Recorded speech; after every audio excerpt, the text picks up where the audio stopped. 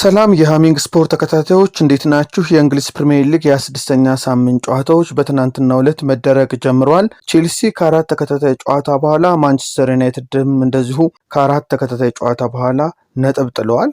በ26ኛው ሳምንት የእንግሊዝ ፕሪሚየር ሊግ ቼልሲ ከሊድስ ዩናይትድ ሁለት አቻ ተለያይቷል። በስታንፎርድ ብሪጅ በተደረገው ጨዋታ ቼልሲ በጃኦ ፔድሮ እና ኮል ፓልመር ግቦች ሲመራ ቢቆይም ነጥብ ለመጋራት ተገዷል። ሉካስ ነምቻ እና ኖህ ኦካፎር የሊድስ ዩናይትድን ግቦች አስቆጥሯል። ቼልሲ በፕሪሚየር ሊጉ ከአራት ተከታታይ ጨዋታ በኋላ ነጥብ ጥሏል። ማንቸስተር ዩናይትድም በተመሳሳይ በለንደን ስታዲየም በተደረገው ጨዋታ ቶማስ ሱቼክ ዌስትሃምን እስከ 90ኛው ደቂቃ ድረስ መሪ ያደረገች ግብ ቢያስቆጥርም በባከነ ሰዓት በተቆጠረበት ግብ ነጥብ ተጋርቷል። ቤንጃሚን ሼሽኮ የዩናይትድን ያቻነት ግብ አስቆጥሯል። ዩናይትድ በፕሪሚየር ሊጉ ከአራት ተከታታይ ጨዋታ በኋላ አቻ የተለያየበት ጨዋታም ሆኗል። ማይክል ካሪክ ሩበን አሞሪምን በመተካት ክለቡን ከተረከበ በኋላ ለመጀመሪያ ጊዜ ሲያሸንፍ ወጥቷል። በውጤት ቀውስ ውስጥ የሚገኘው ቶትናም ሆትስፐር በኒውካስል ዩናይትድ 2-1 ተሸንፏል። ማሊክ ቲያው እና ጃኮብ ራምሴ የኒውካስልን ግቦች ሲያስቆጥሩ አርቺ ግሬ የቶትናምን ብቸኛ ግብ አስገኝቷል። ባለፉት 6 ተከታታይ የሊግ ጨዋታዎች ማሸነፍ ያልቻለው ቶትናም ሆትስፐር ወደ 17ኛ ደረጃ ዝቅ ያለ ሲሆን ትልቅ የመውረድ ስጋትም ተጋርጦበታል። ኤቨርተንም በቦርንማውዝ 2-1 ተሸንፏል።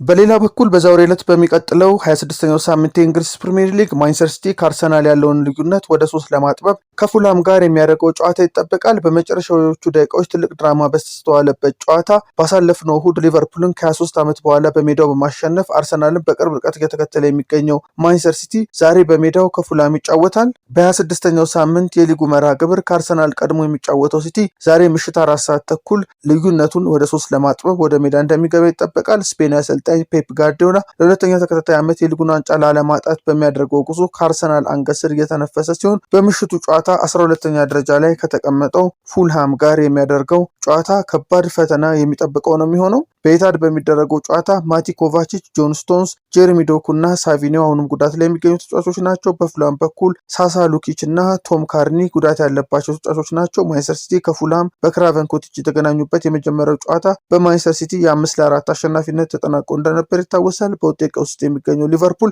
ከሜዳ ውጪ ከሰንደርላንድ ይጫወታል። ከባለፉት 7 ጨዋታዎች አንዱን ብቻ ያሸነፈው ሊቨርፑል የአውሮፓ ቻምፒዮንስ ሊግ ተሳትፎን ለማግኘት በሚያደርገው ትግል መንገዶች ሁሉ ፈታኝ ሆነውበታል። በውድድር ዓመቱ በሜዳውና ደጋፊ ፊት አንድም ጨዋታ ያልተሸነፈው ብቸኛው ክለብ ሰንደርላንድ ዛሬም ለመርሲሳይዱ ክለብ ሌላ ፈተና እንደሚሆን የሚጠበቅ ነው። ጨዋታው ምሽት 5 ሰዓት ከሩብ ላይ ይጀምራል። በሌላ ጨዋታ ከነበረበት ጥንካሬ የተንሸራተተው አስቶን ቪላ በሜዳው ብራይተን ኤንድ ሆቭ አልቢዮንን ሲገጥም፣ ክሪስታል ፓላስ ከበርንሌይ እና ኖቲንጋም ፎረስት ከወልቭስ ሌሎች ዛሬ የሚደረጉ ጨዋታዎች ናቸው። በመጨረሻም ብሬንፎርድን እንመልከት። በፕሪሚየር ሊጉ ከማንቸስተር ዩናይትድ እና ቼልሲ እኩል አሸንፏል። ብሬንፎርድ የምዕራብ ለንደኑ ክለብ ብሬንፎርድ በፕሪሚየር ሊጉ ጥሩ የውድድር ዓመት እያሳለፈ ይገኛል። በሊጉ ካደረጋቸው 25 ጨዋታዎችም ከማንቸስተር ዩናይትድ እና ቼልሲ እኩል 12 ጨዋታዎችን በማሸነፍ በ39 ነጥቦች 7ኛ ደረጃ ላይ ተቀምጧል። ይህም ሻምፒዮኑ ሊቨርፑል ካሸነፈው ጨዋታ በአንድ ከፍ እንዲል አድርጎታል። ለዚህም ውጤታማ ስራው ደግሞ ባለፈው ሰኔ ወር ላይ ቶማስ ፍራንክን ተክቶ ክለቡን የተረከበው የ45 ዓመቱ አሰልጣኝ ኬንት አንድሪውስ ከፍተኛ ድርሻ ይገኝበታል። ብሬንፎርድ በ26ኛው ሳምንት የእንግሊዝ ፕሪሚየር ሊግ በነገው ዕለት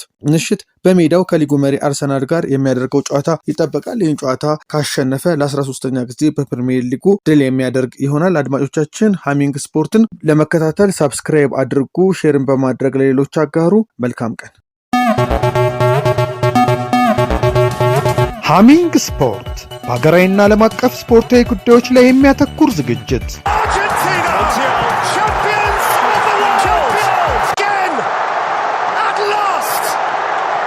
በሃሚንግ ስፖርት የስፖርት ዜናዎች፣ በተመረጡ ርዕሶች ላይ ውይይት፣ የእንግዳ ዝግጅት፣ የስፖርተኞች ግለ ታሪክና የሴቶችን እግር ኳስ በልዩ ሁኔታ ይዳስሳል።